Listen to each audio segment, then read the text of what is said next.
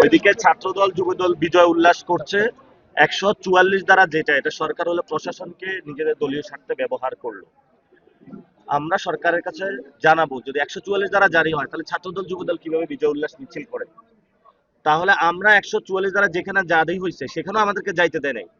Police এখানে আমাদেরকে আটকিয়ে রেখেছে, চারদিকে পাহাড়, আর চারদিকে আমাদের সন্ত্রাসীরা অস্ত্র নিয়ে আমাদেরকে ঘেরাও করে রাখছে।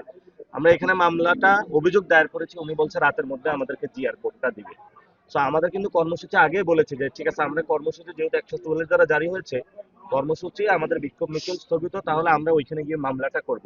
মূলত আজকে মামলাটা করা হয়েছে, আজকের মতো এতটুকুই। আমরা ইনশাআল্লাহ পরবর্তীতে এখানে আমাদের আহত যারা হয়েছে তাদের বিচার, ক্ষতিপূরণ এবং বিচার না হওয়া পর্যন্ত যেসব সন্ত্রাসীদের, আমাদের আন্দোলন জারি থাকবে। নেক্সট কর্মসূচি ইনশাআল্লাহ আমরা জানাবো।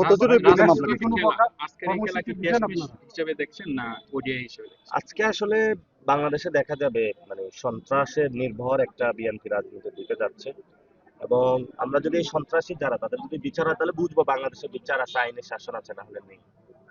কতজনের বিরুদ্ধে মামলা করছেন আপনারা? এখানে 11 জনের নাম লেখা আছে, আর ভিডিও তো আরো আছে।